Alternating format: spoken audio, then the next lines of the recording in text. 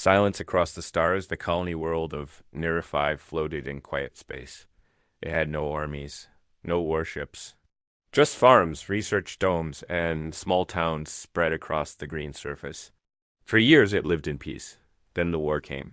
A massive alien force known only as the Syndic swept through this sector. They didn't speak, they didn't answer hails. They simply arrived, surrounded, and destroyed. One by one, nearby colonies vanished from the network. Their signals went dark. Nira 5 watched in growing fear. The local council sent messages to the Galactic Forum. They begged for help. They sent codes. Emergency beacons, warnings. No one replied. The Forum had already abandoned the outer colonies. On the third night, Nira 5 satellites picked up the Syndic fleet entering orbit. It was bigger than anything they had ever seen. Black ships with red lights, shaped like claws and teeth. There were no demands, no warnings, just a countdown. 3 hours. Then they would land. Panic spread across Nira 5. Some tried to flee, but there were too few transports. Others hid in bunkers. Most simply waited, hearts heavy, staring at the sky. In one small bunker, an old man whispered to the others, "We've been left behind." Above, the enemy ships began to move, but something changed. Before the Syndic could drop their first assault craft, a burst of static cut through the airwaves. It was sharp. "Human, this is Earth Command. We received your signal." The voice was calm, cold, focused. A second later, a new blip appeared on the radar. Just one ship. A human vessel. It came in fast, too fast. Like a spear thrown from the core of the galaxy. Its engines screamed against gravity. Its hull burned. Red from the atmospheric entry. The people of Nira 5 ran outside, shielding their eyes. And then they saw it. The Earth warship tore through the clouds like lightning, straight into the heart of the Syndic fleet. The sky exploded. Blinding light. Sonic booms. Shock waves that shook the soil. A child gasped. Thunder. The old man stared, tears in his eyes. Earth came. The ship that roared. The air burned red as the human warship tore through the Syndic formation. To the people of Nira 5. It looked like a comet of fire, wrapped in steel and lightning. Its engines left trails across the sky. Its weapons lit up like a storm. The Syndic fleet tried to respond. They spread out, reformed their attack lines, and began firing. But they were too slow. The human ship, the Hammer, wasn't part of any known fleet. It wasn't listed in databases. It had no call sign, no diplomatic codes. It simply arrived and began to strike. Captain Ward, a man who had seen too many wars, sat at the center of the bridge. His voice never rose. Target the core ships. Break their rhythm. Around him, the crew moved fast, calm, efficient. Every member wore the same dark armor, veterans of other forgotten wars. Deathworlders. Earth's finest. The Hammer spun through Syndic fire like a blade, shields glowing bright. Missiles flew from its launchers in tight spirals, finding engines and reactors. Railguns fired at close range, punching through armor like paper. One Syndic destroyer exploded midair. Debris raining down into the sea. The people of Nira 5 stood outside their shelters, watching the sky burn. They didn't know the names of the crew. They didn't know where the ship had come from, but they saw hope inside the Hammer. Damage reports flashed across the consoles. Shields dropping. Hull breach on deck 7. Fires in corridor 6. Still. The captain gave the same command. Forward. There was no retreat, no delay, only pressure, only fire. The Syndic fleet, shocked by the unexpected resistance, began to fall back. A few ships attempted to warp out. They didn't make it. The Hammer's fusion cannon struck with deadly aim, cutting escaped ships in half. Another Syndic frigate broke apart, falling in a trail of sparks toward the ocean. The air smelled like smoke. The night sky flashed again and again. The sound of the battle echoed across the valleys like thunder rolling through the mountains. On the ground, an old woman clutched a younger one's hand. "They came," she whispered. "Earth didn't forget us. And as the last Syndic vessel exploded in orbit, the clouds above Nira 5 glowed with flame. The hammer hovered there, alone, black against the fire. A single ship, a thunderstrike from Earth, asterisk after the storm, the sky was quiet now. The flames faded into black smoke. Drifting into the cold night above Nira 5, burning wreckage from the Syndic fleet fell like shooting stars, crashing into mountains and seas. No more enemy signals appeared on the radar. The invaders were gone, but the people of Nira 5 didn't cheer. They stood in stunned silence that no one had expected to survive. No one had believed Earth would answer. For weeks they had lived with fear, silence, and the slow loss of hope. But one ship, just one, had changed everything. In orbit, the hammer floated alone. Its hull was scarred. Armor plates were missing. One of its engines flickered, but it still held position, like a silent guardian. Inside, the crew worked in near darkness. Systems were damaged. Fires had been sealed. Oxygen levels were stable, but power was limited. Engineers crawled through maintenance shafts. Medics treated wounds in narrow halls. Captain Ward stood by the central display, watching live feeds of the planet below. "How many did we lose?" he asked quietly. "5 confirmed. 8 injured." His officer replied, "Systems are holding, sir." He nodded once. "We stay until they're safe." Down on Nira 5, the people slowly left their shelters. They looked to the sky, and some fell to their knees. Others cried. Many just stood there, not knowing what to say. For the first time in days, the emergency sirens went silent. Children ran across open fields, again. In the capital town. The mayor covered. In dust and still holding a broken communicator, stood before a crowd and said only one sentence: "Earth heard us." And the crowd erupted not with screams, but with tears. Some grabbed paint and marked the roads with the symbol of Earth. Others set up signal beacons, flashing the word SAFE in all directions. Nira 5 had been on the verge of being erased. Now. They were proof that the Syndic could bleed. Back aboard the hammer, an old message was replayed through the speakers. It was the distress call from NIR-5. A broken, desperate voice saying, "If anyone hears this, please, we are not armed. They're coming." The crew listened in silence. And Ward looked at the stars. He didn't speak, but every soul on that ship knew the truth. They were the answer to that cry, and their thunder had come right on time. Asterisk. Fear spreads further than fire. News of the battle didn't stay quiet, though Nira 5 had no major media outlets. The colony's emergency signal had been intercepted by many across the sector. Miners on nearby moons, traders in deep space routes, independent stations that had stayed silent to avoid Syndic attention. They all heard the same thing. One human ship answered. The Syndic fleet was destroyed. The story spread fast, in taverns, through encrypted networks, and quiet conversations. They struck like thunder, and vanished like a ghost. On distant worlds, colonists who once felt abandoned now looked to the stars with new hope. Pirates and Syndic sympathizers grew quiet. Even military commanders in neutral systems began whispering, "Earth is watching." But no one could find the hammer. Captain Ward had ordered a silent drift outside Nira 5's orbit. The ship was visible in the sky, but all signals were cut. No transmissions, no demands, no declaration. They had not come for attention. They had come to end the threat. On the surface, survivors worked side by side to rebuild. Power lines were restored. Water systems came back online.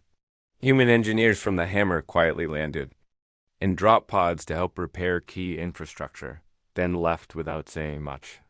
A child on the edge of the jungle saw one of them tall, armored, silent, planting a signal repeater. She offered him a flower. He took it gently and nodded before disappearing into the trees. To the people of Nira 5. These weren't just soldiers. They were something more. Meanwhile, far from the colony, within a massive Syndic command cruiser, high-ranking officials reviewed the Nira 5 footage. They watched in disbelief as their fleet was torn apart. Their leader slammed his clawed hand on the table. "How did one ship do this?" They sent probes back to the Nira sector. All returned silent. Earth gave no Reply? No speech. No threat, just silence. And that silence echoed louder than any fleet. Back on the Hammer, the crew held a quiet ceremony. The 5 lost in the battle were honored by name. Their names etched into a titanium wall near the ship's heart. Captain Ward stood last. We didn't come to be heroes, he said. We came because no one else did. Then he added, we'll do it again. The crew didn't cheer. They just nodded. Outside the window. Near 5 turned slowly beneath them. Its surface glowed warm again, alive again, and above it all, the Hammer stood watch silent thunder, waiting for the next cry. Asterisk, the next signal days passed. Near 5 slowly returned to life. The fires were gone. Crops were replanted. Families came out into the light again. The story of the Hammer was now shared in every village, carved into stone, etched into walls. One ship, one answer, one thunderstrike.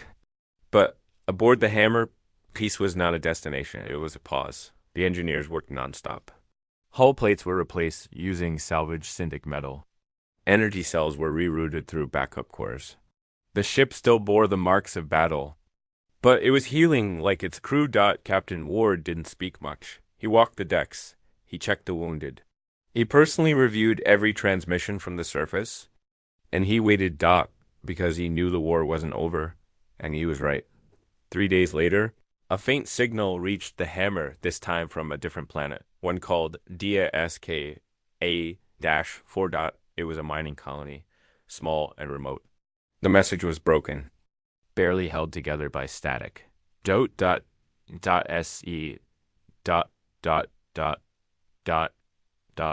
incoming no defenses requesting help anyone. The crew stood in silence. They had seen this before. They knew what it meant. Ward looked to his comms officer. How far? 3 jumps. We can make it in under 10 hours if we run the core hot. He nodded once. Do it.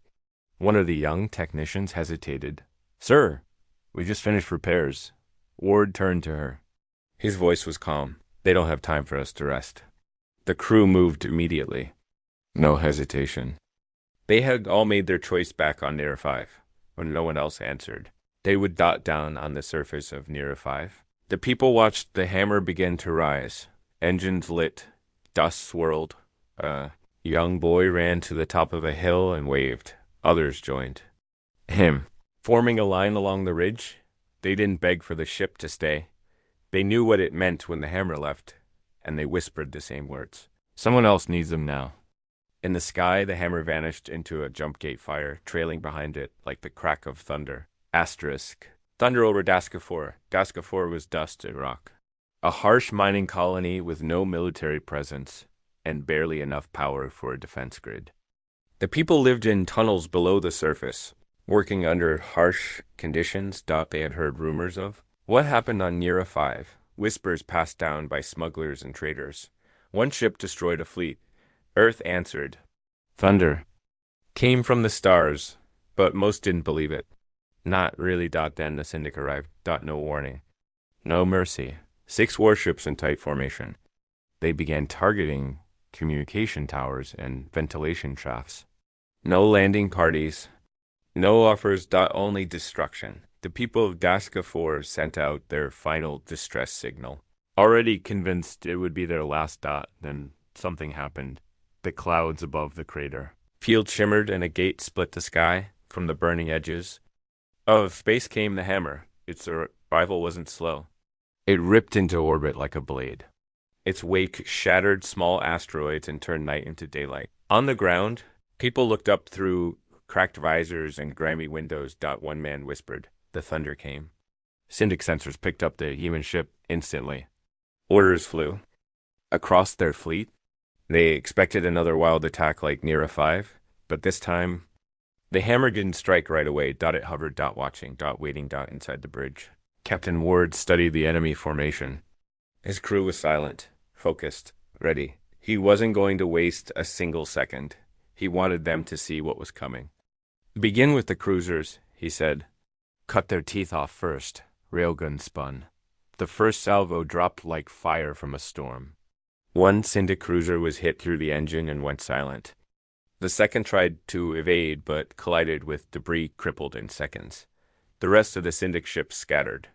They hadn't expected the hammer to return to battle so quickly or so surgically. Fighters poured from their hangars. Swarms of drones flew toward the human ship, but this time the hammer was ready. Anti-drone systems lit up like lightning across its flanks. Turrets tracked with deadly precision. Human pilots and defense pods took flight. Moving with speed, the Syndic didn't understand. It wasn't just power now. It was skill. Purpose. The Syndic. Fleet tried to retreat. The hammer gave no room. Another blast from its fusion core shredded the lead ship. The rest jumped blindly into deep space, scattered and leaderless. On Daska 4, the people couldn't believe what they saw. For the second time in a week, a human ship had turned defeat into survival. And then came a single message broadcast to every channel. This is the hammer. Earth hears you. You are not alone.